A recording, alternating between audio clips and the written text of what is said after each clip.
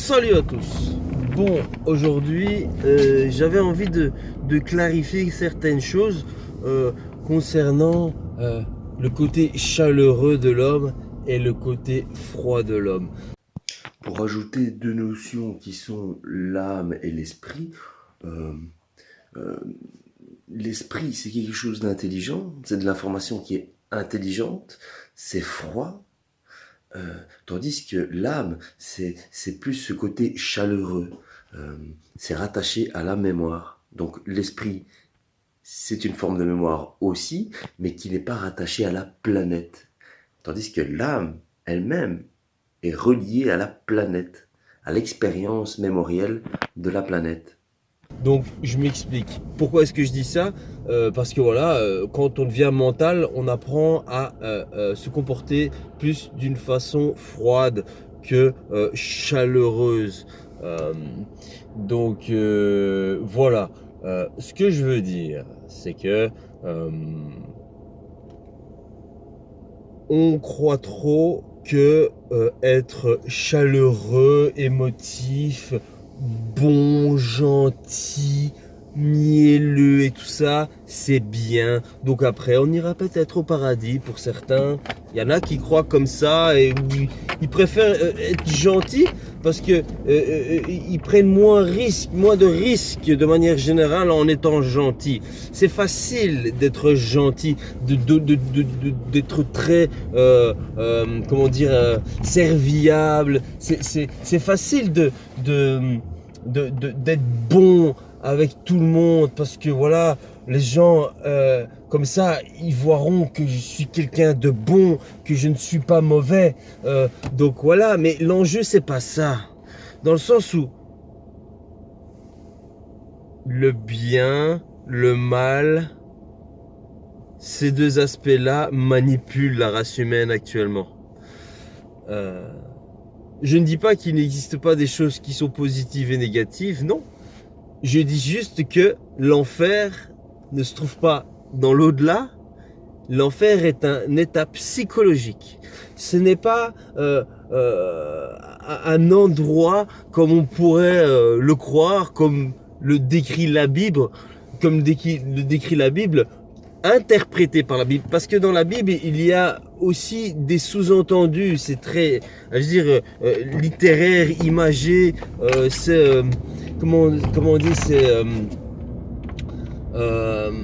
allez, je n'ai pas le terme, ne me vient pas, mais c'est allez, brodé quoi, brodé et il y a des sens derrière quoi. Bref, faut pas oublier que voilà, la Bible est écrite par des hommes repris, réécrits. Enfin bon voilà. Je dis pas qu'il n'y a pas des choses intéressantes dedans, mais voilà. Bref. Donc, lorsque l'homme comprendra que l'enfer et le paradis sont des états psychologiques, la donne change quoi. Parce que bon voilà. Tout ça aussi, la Bible, la religion et tout ça, c'était aussi pour manipuler l'homme et c'était nécessaire à cette époque-là. Donc voilà, pour pas que l'homme devienne des animaux qui fassent n'importe quoi. Voilà, c'était une étape. Donc voilà. Ce que je veux dire avec le côté chaud, le côté froid, quand on est mental, on a tendance à être froid. Parce que quand on est froid, on n'est plus absorbé par l'émotivité. Et à ce moment-là, on contrôle notre activité cérébrale. Parce que si on est polarisé, c'est encore une histoire de polarisation, le bien, le mal, pôle nord, pôle sud, c'est de la dualité, la matière est faite comme ça, mais à un moment donné, il faut un petit peu prendre du recul avec tout ça et voir s'il n'y a pas moyen de créer quelque chose d'autre là-dedans. Quand on n'a pas le choix. Donc voilà. Mais ce n'est pas parce qu'on est froid qu'on ne peut pas dégager une certaine chaleur. Ça, croyez-moi, mais c'est une chaleur pure, disons. Ce n'est pas une chaleur émotive, instable, friable, faible. Non, c'est une chaleur qui est contrôlée par le mental. Et donc voilà, ce n'est pas parce qu'on est froid qu'on ne peut pas être empathique. Absolument pas. Justement, on va être plus objectif à la perception de ce que l'on reçoit comme plainte quelque part de personnes. Il y a des gens qui aiment se plaindre et il faut les écouter parfois. Et donc, je veux dire,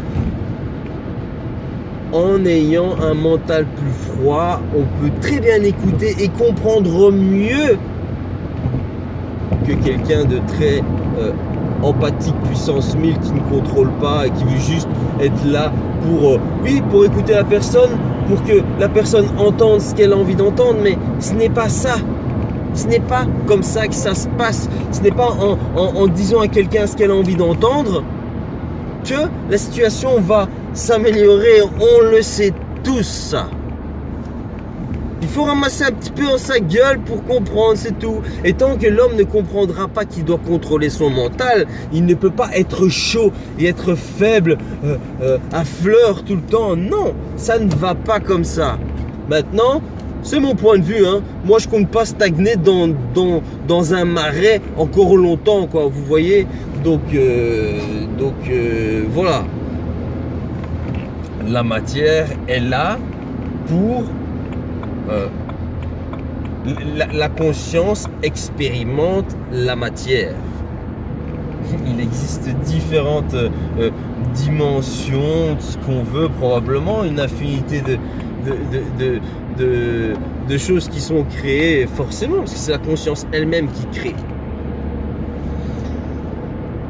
Donc si on part du principe que l'homme lui-même a un stade évolutif, et qu'il existe des stades évolutifs supérieurs, voilà quoi, je veux dire, pourquoi se faire chier à pleurnicher tout le temps? Il y en a qui recherchent dans l'au-delà la paix, le paradis ou je ne sais quelle invention. Mais croyez-moi, l'homme n'est pas fait pour vivre en paix toute sa vie. À un moment donné, je veux dire, l'expérience n'est pas juste de la tranquillité. Comment est-ce que l'être humain peut profiter du confort s'il est tout le temps baigné dedans? Il faut qu'il sorte du confort pour pouvoir en profiter. C'est ça qui est cool. C'est que, voilà, l'être humain, la race humaine, l'existence matérielle n'est pas conçue pour vivre le calme paisible permanent.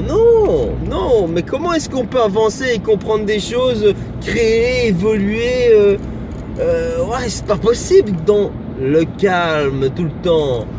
Je dis qu'il faut se créer un calme dans son mental. Ça ne veut pas dire que les événements autour de nous ne peuvent pas bouger, quoi.